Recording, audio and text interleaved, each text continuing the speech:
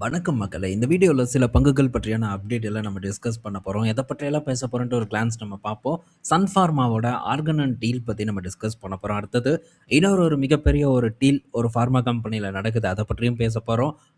இப்போ நம்ம இறங்கிட்டு இருக்கக்கூடிய பங்குகள பார்த்து பயந்து நடுங்கிட்டு இருக்கக்கூடிய இதே நேரத்தில, மறுபக்கம் என்ன நடந்துட்டு இருக்குங்கிறத பற்றியெல்லாம் விவரமா நம்ம டிஸ்கஸ் பண்ண போறோம். அடுத்தது ஏத்தர் எனர்ஜி கிட்ட இருந்து ஒரு அப்டேட் வந்திருக்கு.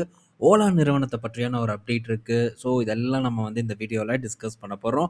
ஒண்ணொண்ணா நம்ம பார்ப்போம். ஃபர்ஸ்ட் நம்ம பார்க்க போறது ஜெனரல் மார்க்கெட் அப்டேட். இன்னைக்கு டேல நிஃப்டி 50 ஒரு 120 பாயிண்ட்ஸ் வரைக்கும் ஏற்றத்த டெலிவர் பண்ணியிருக்கு. ஆனா, மறுபக்கம் பேங்க் நிஃப்டி இன்னைக்கு டேல அதிரடியான ஒரு ஏற்றத்த குடுத்திருக்கு. 2% வரைக்கான ஏற்றம் இன்னைக்கு பேங்க் நிஃப்டில நடந்திருக்கு. கிட்டத்தட்ட 1130 பாயிண்ட்ஸ் வரைக்கான ஏற்றம் நம்ம ஆஃப்டர்நூன் பார்க்கும்போதும் நல்ல ஏற்றத்த குடுத்திருந்தது. எண்ட் ஆஃப் தி டேலயும் நல்ல ஏற்றத்த குடுத்தே இன்னைக்கு டேவ பேங்க் நிஃப்டி கம்ப்ளீட் பண்ணியிருக்கு. ஸோ, இப்படிப்பட்ட ஒரு ராலி நடந்திருந்தாலும் கூட, ஒரு பேங்க் மட்டும் பெரிய பெர்ஃபார்மன்ஸே பண்ணாம இருக்கு. அதுதான் HDFC பேங்க்கா இருக்கு. HDFC பேங்க் இன்னைக்கு நெகட்டிவா க்ளோஸ் ஆயிருக்கு. மத்தபடி அனைத்து வங்கி பங்குகளும் என் கண்ணுல பட்ட அனைத்து வங்கி பங்குகளுமே இன்னைக்கு டேல சூப்பரான பெர்ஃபார்மன்ஸ போஸ்ட் பண்ணியிருக்கு. லார்ஜ் கேப் பிரைவேட்டா இருக்கட்டும், PSU வங்கி பங்குகளா இருக்கட்டும், அனைத்துமே இன்னைக்கு டேல சூப்பரா பெர்ஃபார்ம் பண்ணியிருக்கு. என்ன பொறுத்தவரைக்கும் இது ஒரு நல்ல சான்ஸ் தான். HDFC பேங்க் ரொம்ப ஸ்ட்ரகிள் ஆயிட்டு வந்துட்டுருக்கு. வேல்யூவேஷன் அட்ராக்டிவா வந்துட்டுருக்கு. பல வீடியோஸ்ல இத பற்றி நம்ம பேசியிருக்கோம். இன்னும் இந்த வீடியோல நம்ம விவரமா பேச போறோம். ஃபர்ஸ்ட் நம்ம அப்டேட்டா பார்ப்போம். அதுக்கப்புறம் இத பற்றியெல்லாம் இன்னும் டீட்டெயில்டா டிஸ்கஸ் பண்ணலாம். ஃபர்ஸ்ட் நம்ம பார்க்க போற அப்டேட் பார்த்தீங்கன்னா, சன் ஃபார்மாவோட ஆர்கனன் டீலுக்கு SBI பார்த்தீங்கன்னா $1 பில்லியன் ஃபண்ட் பண்ண போறதா தகவல் கிடைச்சிருக்கு. இது போக ஜப்பானை சேர்ந்த சில நிதி நிறுவனங்களும் ஃபண்ட் பண்ண போறாங்க. பல வகையில பார்த்தீங்கன்னா, நிதிய சன் ஃபார்மா திரட்டிட்டு இருக்காங்க. இது சன் ஃபார்மாக்கு ஒரு நல்ல செய்தி தான். சன் ஃபார்மா இந்த அக்யூசிஷன் மூலியமா ஸ்பெஷாலிட்டி போர்ட்ஃபோலியோவ இன்னும் பெரிய அளவுக்கு ஸ்ட்ரெங்தன் பண்ணுவாங்கங்கிற எதிர்பார்ப்பு மார்க்கெட்ல இருக்கு. அடுத்தது சன் ஃபார்மா மட்டும் தான் பண்ணுதுன்னு நம்ம நினச்சிக்க கூடாது. GSK பார்த்தீங்கன்னா, இப்போ ஒரு நுவாலாண்ட் அப்படிங்கிற ஒரு கேன்சர் ட்ரக் மேக்கர $10 பில்லியன் கிட்டத்தட்ட $11 பில்லியன் அக்யூர் பண்ண போறதா ஒரு அப்டேட் கிடைச்சிருக்கு. ஸோ இதுவும் பார்த்தீங்கன்னா, கேன்சர் ரிலேட்டடான நிறுவனம் தான். சன் ஃபார்மா அக்யூர் பண்ணக்கூடிய நிறுவனமும் கேன்சர் ட்ரக் ரிலேட்டடான நிறுவனம் தான். இது போக இன்னும் US மார்க்கெட்லலாம் பல அக்யூசிஷன் நடந்துட்டுருக்கு. இங்க இன்னும் மற்ற ஃபார்மா கம்பெனிஸ் கிட்ட அந்த அளவுக்கு ஒரு பெரிய எந்த ஒரு அக்யூசேஷன் அப்டேட்டும் இல்ல.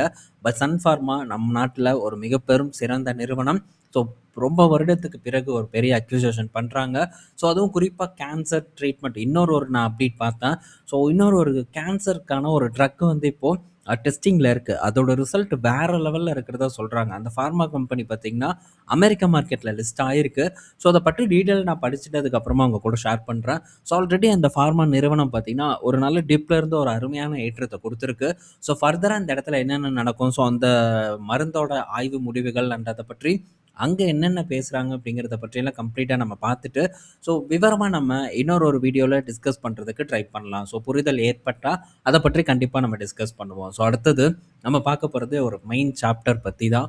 ஸோ இப்போ நம்ம பங்குகள பார்த்து, அதாவது குறிப்பா இப்ப இந்த HDFC பேங்க் இருக்கு, ITC இருக்கு போன்ற பங்குகள பார்த்து நம்ம பயந்துட்டு இருக்கோம். என்ன ஆகுமோ? இது இன்னும் ₹200 போகும். HDFC பேங்க் ₹500 போகும். இல்ல ₹300 போகும். ஒவ்வொரு பங்குக்கும் இறங்கும்போது பார்த்தீங்கன்னா, அசாதாரணமான ஒரு டார்கெட்ட வைக்கிறது. அதே மாரி ஒரு பங்கு மேல ஏறும்போதும் அசாதாரணமான ஒரு டார்கெட்ட பார்த்தீங்கன்னா, மக்கள் செட் பண்ணிட்டு வந்துட்டு இருக்காங்க. என்ன இது 2ம் தான் நடக்கிறது இல்ல அப்படிங்கிறது எதார்த்தமா இருக்கு. பட் மேபி நடக்கலாம். நடப்பதற்கான வாய்ப்புகள் ரொம்ப கம்மியா தான் இருக்கு. மேபி நடந்ததுன்னா அது நல்ல விஷயமும் கூட. அதுக்கேற்ற மாரி நம்மளுடைய பிளானும் பார்த்தீங்கன்னா, முன்னக்கூட்டியே அமைச்சிருந்தா இன்னும் சூப்பரா இருக்கும். நான் இன்னைக்கு என்ன பார்த்தேன்னா, HDFC பேங்க்க நம்ம நண்பர்கள் ஃபோக்கஸ் பண்ணியிருக்காங்க. அதில ஒரு நண்பர் போட்டிருந்தாரு. ஆல்மோஸ்ட் 75% பார்த்தீங்கன்னா, இந்த லார்ஜ் கேப் பங்குகள்ல முதலீடு பண்ணியாச்சு. இன்னும் ஒரு 25% இருக்கு அப்படின்னு போட்டிருந்தாங்க. இந்த அளவுக்கு வேகமா போ வேண்டிய அவசியம் இல்ல. பட் மேபி நம்மளால ஃபர்தரா எவ்ரி மந்த் ஒரு நல்ல ஒரு அ ஒரு நல்ல குட் அமௌண்ட்ட நம்மளால செக்யூர் பண்ண முடியும். நம்மளால எடுத்து வைக்க முடியும் அப்படின்னா, இது ஒரு ப்ராப்ளம் இல்ல. மேபி அதுக்கு நம்ம தவறுனோம்னா, அடுத்த கட்ட ஒரு இறக்கம் ஏற்பட்டுச்சுன்னா, அதுக்கப்புறம் நம்ம லைட்டா பார்த்தீங்கன்னா, ஷேக் ஆக ஆரம்பிச்சுருவோம். அதனால ரொம்ப அவசரப்பட்டு ரொம்ப வேகமா குதிக்க வேண்டாங்கிறது என்னோட கருத்து. ஆனா, இப்ப நல்ல அட்ராக்டிவான இடத்துல இருக்கு. அதுல சந்தேகம் இல்ல. ஆனா, ஃபர்தரா டிப் வந்ததுன்னா, அத நம்மளால பிடிக்க முடியுமா அப்படிங்கிறத இப்பவே நீங்க டெஸ்ட் பண்ணிக்கணும். டெஸ்ட் பண்ணிட்டு அதுக்கு ஏத்த மாரி பண்றதுக்கு ட்ரை பண்ணணும். ஏன்னா மார்க்கெட்ல எதுவும் நிச்சயம் இல்லாதது.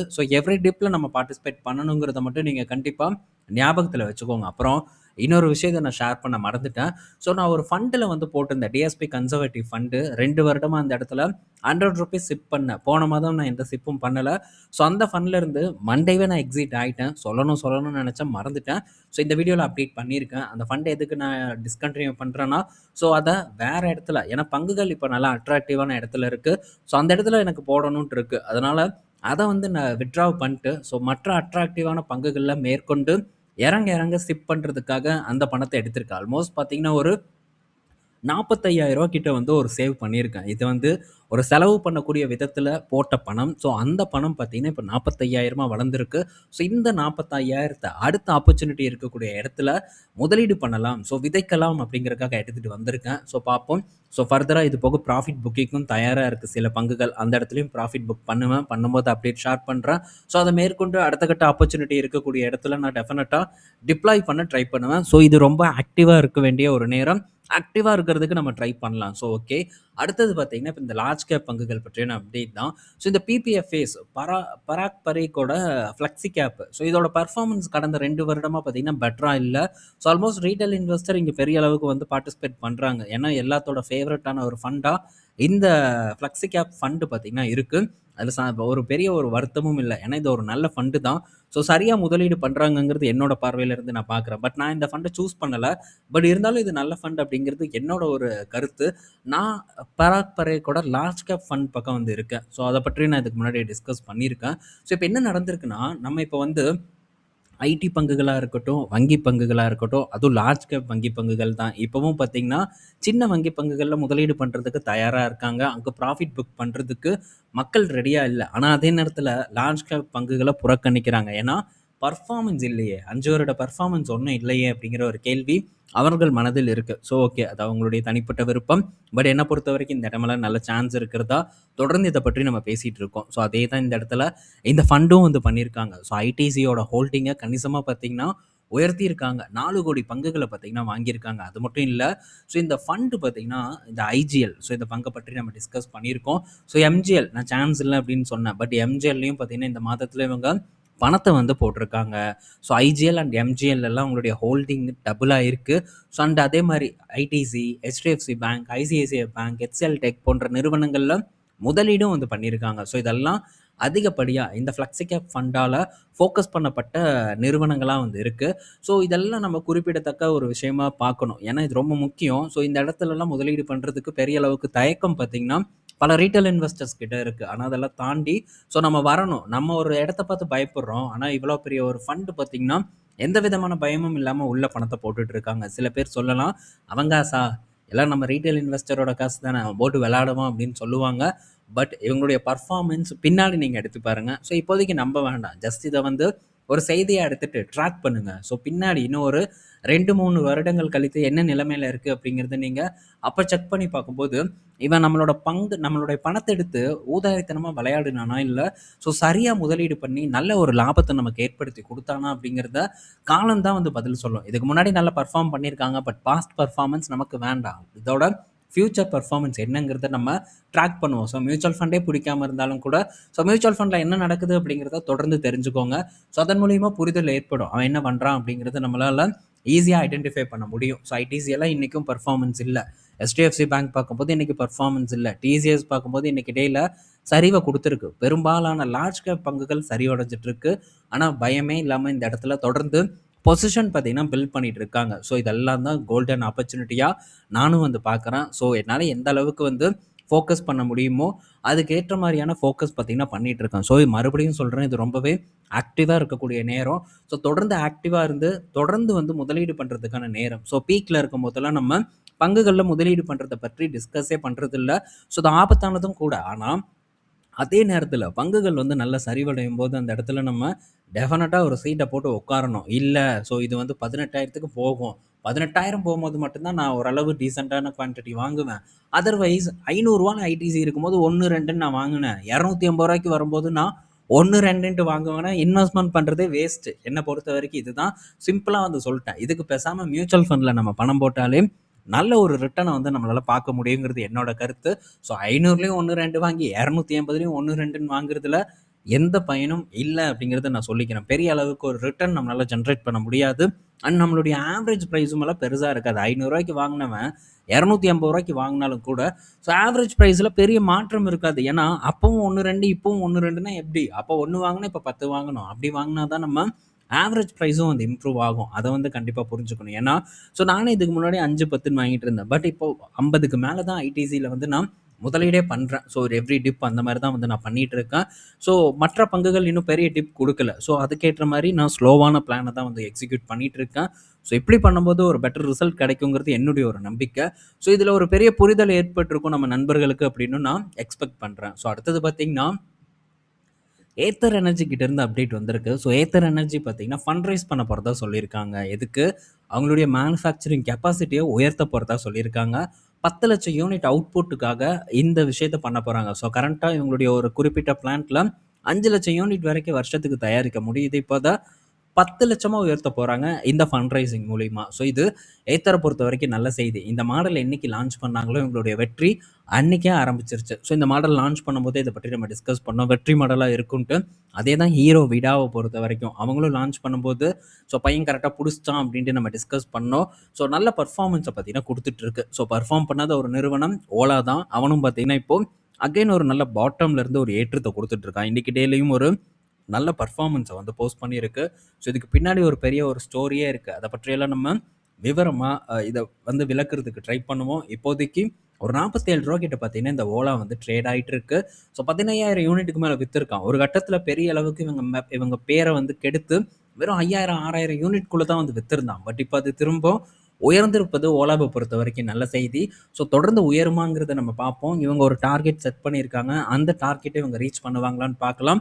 அண்டு ஓலா தான் இன்னும் பெரிய அளவுக்கு அவங்களுடைய வண்டி மாடலை வந்து அப்கிரேட் பண்ணாமல் இருக்காங்க. ஸோ இவங்களும் கொஞ்சம் வந்து பண்ணணும். இது என்னுடைய ஒரு கன்சர்னாக இருக்குது. பட் இவங்ககிட்ட லைனப் இருக்குது. பட் இன்னும் அந்த லைனப்பை வந்து ப்ரொடக்ஷனுக்கு கொண்டு வராமல் இருக்கிறாங்க ஓலா. ஸோ பொறுத்திருந்து நம்ம பார்ப்போம். இடைப்பட்ட டைமில் மேபி வாலடைல் ஏற்படலாம் இந்த ஓலாவை பொறுத்த வரைக்கும்.